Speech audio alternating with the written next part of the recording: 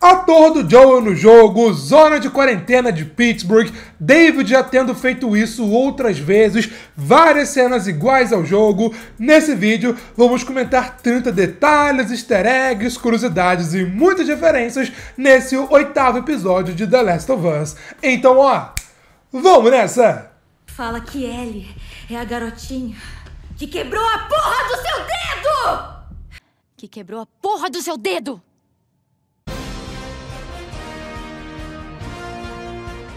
Fala pessoal, eu sou o Pedro e bom, esse episódio voltou a ser escrito somente pelo Craig Mazin, o roteirista principal aqui da série, e teve a direção do Ali Abbasi II, um ator, diretor e escritor, tendo esse o seu 7º trabalho como diretor, segundo o IMDb, e vale a pena dizer que ele mandou bem demais. Bom, esse episódio se passa em Silver Lake, no Colorado, porém, de curiosidade, vale a pena dizer que ele foi gravado em fevereiro de 2022 em Calgary, no Canadá, no auge do inverno. O nome desse episódio é When We Are in Need, em inglês, mas aqui traduzindo fica Quando Estamos Precisando, que é a mesma frase que aparece no banner, digamos assim, do David que aparece durante o seu culto lá no restaurante. E vale a pena dizer que tanto esse banner como todo o restaurante em si está muito igual ao jogo, sendo o restaurante, o Todd Steakhouse, com 2 bois na logo, o banner como eu mencionei é o mesmo, a cozinha estando logo atrás do balcão e das mesas. Vimos logo depois o David e James conversando,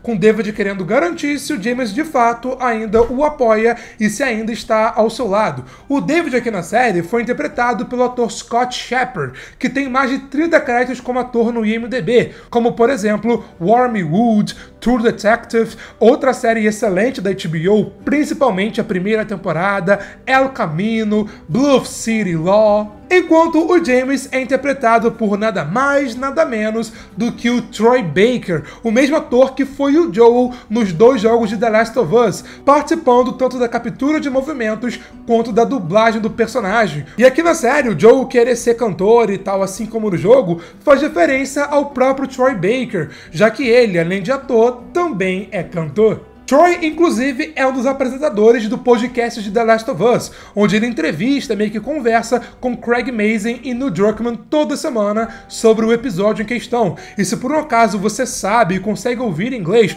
vale a pena porque é um podcast bem interessante. Logo depois vimos a Ellie, que ao ver que tanto ela quanto o Joel precisavam comer, mas não tinham comida, resolve ir caçar. Ela primeiramente tenta caçar um coelho, mas acaba falhando miseravelmente e cai de cara na neve, mas logo depois acerta um tiro e mata o cervo. E tudo isso faz uma referência ao jogo, já que lá, a primeira vez que a gente começa a jogar com a Ellie é justamente nessa parte da caça. Só que lá, ao invés de uma arma, ela usa um arco e flecha. Ela primeiramente consegue sim matar aquele coelho branco, matando logo depois o cervo após 2 flechadas, se eu não me engano. E detalhe que ela usou nessa cena as técnicas que o Joel ensinou anteriormente, né? Primeiramente respirando, mantendo a calma, a paciência para depois atirar. Então, embora ela tenha zoado o Joel naquela cena, ela de fato prestou atenção, mas, acima de tudo, aprendeu a lição. E a cena da Ellie negociando com David e James também faz uma referência ao jogo. Afinal, ela é igualzinha. A Ellie primeiramente ameaçando atirar, mas logo depois negociando com eles para dar o cervo em troca de remédios para o Joel, com depois ela e David escolhendo um local mais quente para se aquecer enquanto esperam o James. Só que o local que aqui na série eles param para aquecer as mãos é levemente diferente ao jogo, mas lá a gente passa por um local que é bem parecido com esse, com nessa cena, inclusive, a gente achando um quadrinho da Savage Starlight. E de curiosidade, o quadrinho Negroentropia da Savage Starlight, que ele aparece lendo no 7º episódio, a gente acha justamente nessa fase do inverno lá do David. O David comenta um pouco mais sobre si e sobre o seu passado, que ele era um professor, mas que achou Deus após esse mundo apocalíptico e passou a ter fé, e talvez não tenha sido proposital, mas tudo isso me fez lembrar aos Serafitas lá do 2º jogo. Os Serafitas também são pessoas que passaram a ter fé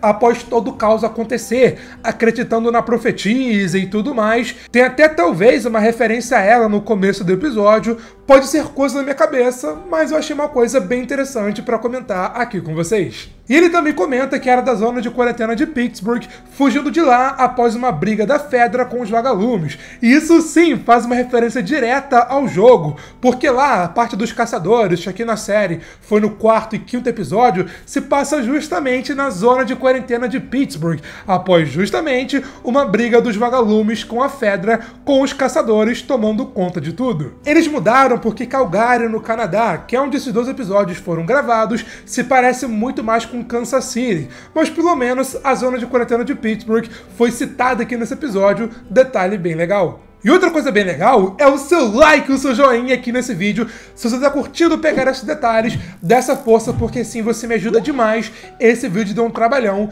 e de coração, muito obrigado pela sua ajuda. Antes dessa cena, vimos o David sem as suas luvas, e dá pra perceber que ele tem um anel na sua mão direita, no mesmo local que fica o anel de casamento. Então um detalhe que pode ter passado despercebido é que o David, antes ou durante esse caos acontecer, ele sim já foi casado com alguma pessoa em algum momento no passado, permanecendo com o anel até hoje, como vimos nessa cena. Logo depois temos outra cena igual ao jogo, que é o David comentando que um membro do seu grupo foi morto por um cara maluco com uma garotinha, com o James logo depois aparecendo com uma arma apontada para Ellie, mas ele pedindo para o James entregar os remédios, deixando a Ellie ir embora. Só um detalhe é que aparentemente o corpo dele morto acabou sendo aproveitado para virar uma refeição naquela cena do jantar. Então, teoricamente, aquela esposa está comendo seu marido, enquanto aquela filha está comendo seu pai,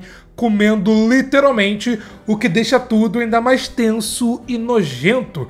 Tanto que o James nem aguentou comer. E outra cena igual é a Ellie cuidando do Joe. A Ellie, coitada, sem saber o que fazer exatamente, vai lá, cuida dele, dá injeção, e ao ver que ele estava meio frio, deita junto com ele para aquecê-lo, uma cena bem bonita, por sinal. E detalhe que até as cores e o estilo dos cobertores do Joe aqui na série são os mesmos que ele usa durante o jogo. Na cena seguinte, o David comenta ali com seu grupo que logo de manhã vai sair com seus homens para procurar o Joe e Ellie, pois é fácil achá-los na neve. Isso meio que faz uma contradição quando comparado ao jogo, porque nessa fase, quando a gente está jogando tanto com o Joe quanto com a Ellie, é na verdade difícil achar os canibais nessa fase da neve. Tem até uma certa parte que a neve e o vento estavam tão fortes que a gente literalmente não consegue ver nada e só consegue achar os canibais quando estamos literalmente na frente deles.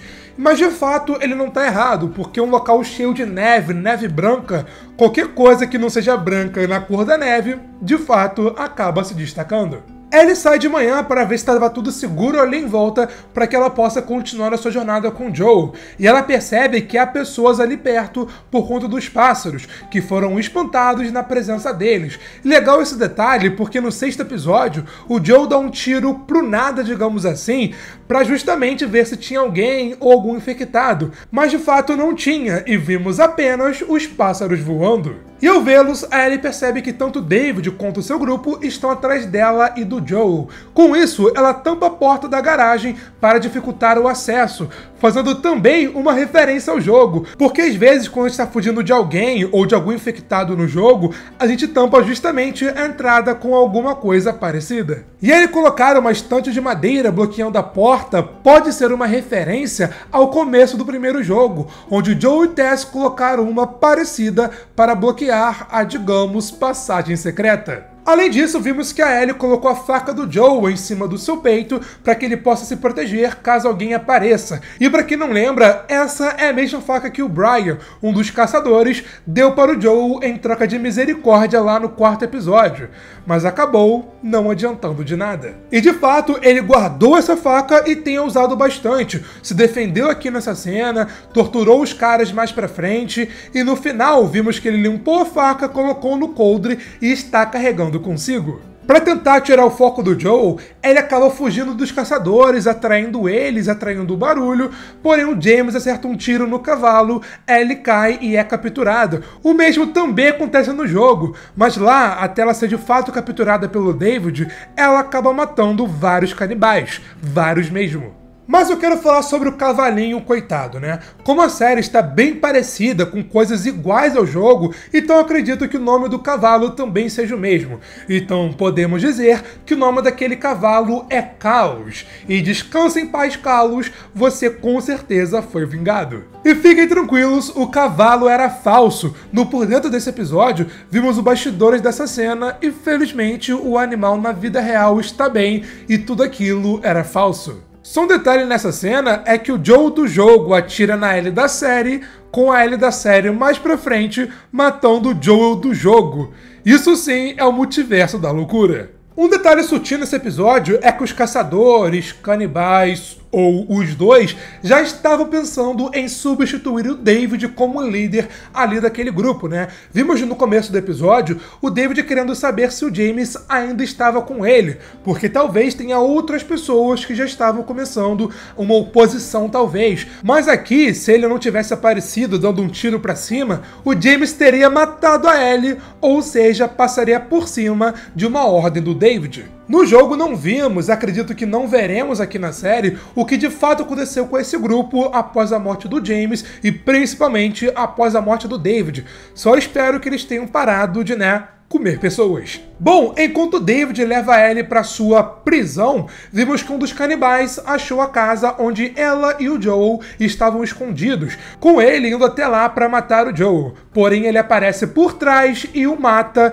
digamos que no modo furtivo. E o jeito que ele matou, como eu disse, se assemelha muito ao jeito que a gente mata no modo furtivo no jogo, chegando por trás sem o inimigo perceber e, quando possível, dando uma facada no pescoço da pessoa e a colocando calmamente no chão. Logo depois vemos a conversa do David com a Ellie, e essa conversa está igual ao jogo, com a série inclusive até deixando mais extensa e mais tensa. O David aparecendo inicialmente e deixando uma bandeja de comida para Ellie, com ela recusando e chutando a comida, surtando logo depois ao perceber que David e seu grupo na verdade são canibais, com David depois colocando a sua mão por cima da mão da Ellie, ela fazendo o mesmo só para pegar as chaves, eles brigando e a Ellie depois quebrando seu dedo, pedindo para ele contar que Ellie, a garotinha, quebrou seu dedo. Cara, tá igual mesmo.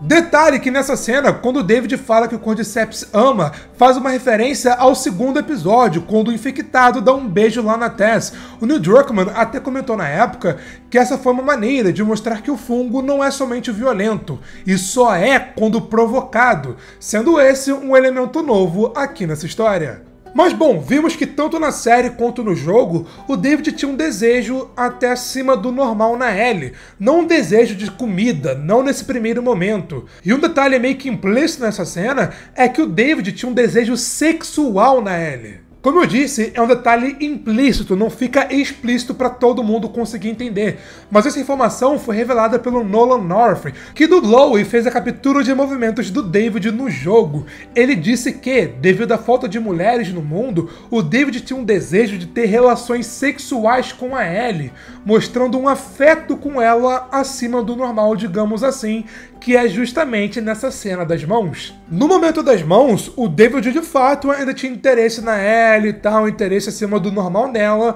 mas quando ela quebra suas mãos, aí ele surta e de fato quer matá-la. E detalhe que ele não quebrou um dedo do David, e sim quebrou dois. Na cena mais pra frente do restaurante, dá pra ver que ele tem um curativo em 2 dedos da mão esquerda, então a Ellie é de fato osso duro de roer. E dessa cena dele e do James tentando matar a Ellie também é muito igual ao jogo, com ela usando o fato de estar infectada, entre aspas, ao seu favor para distraí-los, matando o James, fugindo e ter toda aquela sequência final no restaurante pegando fogo. Enquanto isso acontece, vimos o Joel torturando 2 canibais, 2 capangas do David.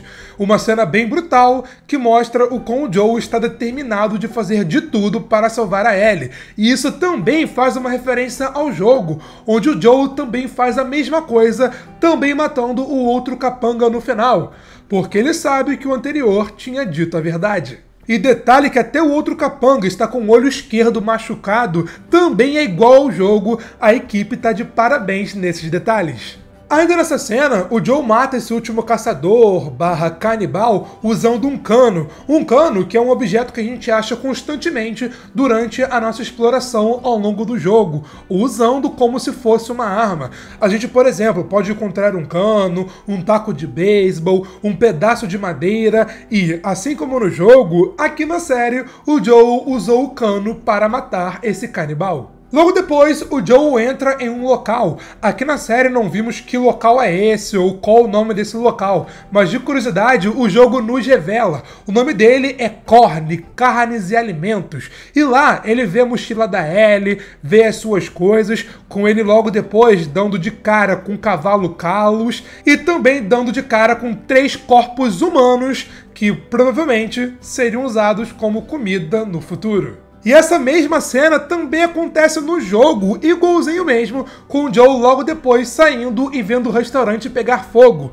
fazendo a mesma coisa aqui na série. Sobre o fogo, lá no jogo, ele foi causado porque um lampião caiu no chão, ali no tapete, durante a briga do David com a Ellie. E com isso, o fogo se espalhou e tal, e começou a pegar fogo. Enquanto que na série, ele foi propositalmente provocado pela Ellie, que tacou um carvão ou uma madeira pegando fogo, enfim, na cortina, fazendo o restaurante pegar fogo, deixando a cena ainda mais tensa. E falando nessa cena, ela também é igualzinha ao jogo. Ela primeiramente se escondendo atrás das mesas do David, enquanto ele começa a discursar que a Ellie nunca lutaria tanto para sobreviver se de fato estivesse infectada, com ela aproveitando que o David está de costas, o esfaqueando na barriga, ela lutando para chegar no machado e depois de muito esforço conseguindo, matando o David na violência, com sangue espirrando na tela, uma cena insana e vale a pena dizer que foi muito bem dirigida. E uma curiosidade legal é que a Bella Ramsey revelou que gravar esse episódio,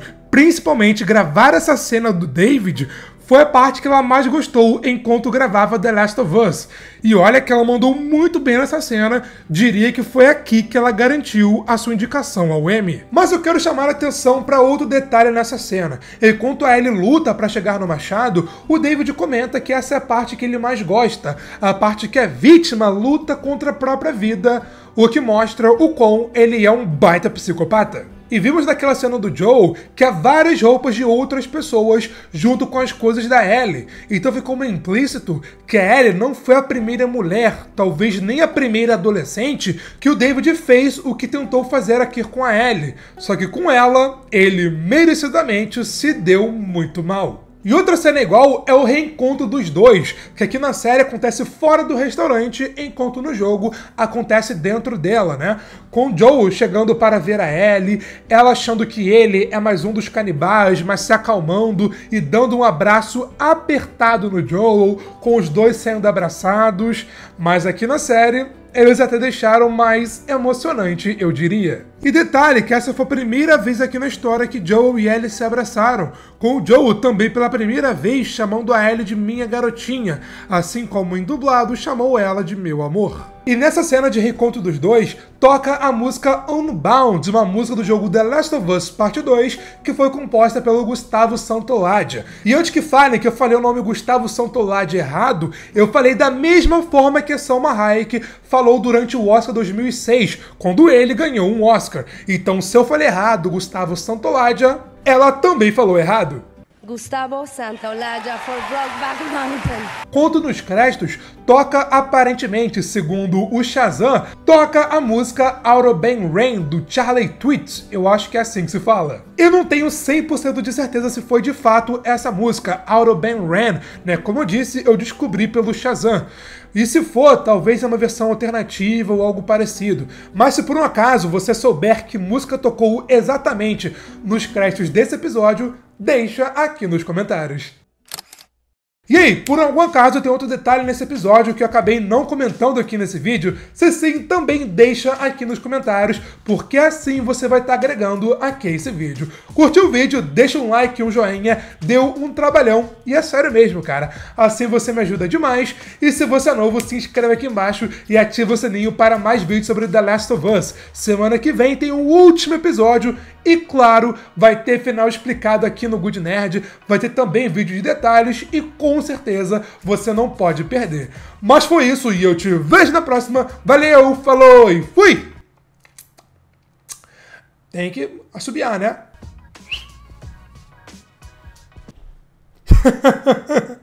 Ai, uma vez eu vou conseguir, cara, direto. O foda, cara, é que quando eu tô gravando direto assim, eu fico com muita água na boca. Quando eu vou assobiar, faz o... Mas agora... Valeu, tamo junto.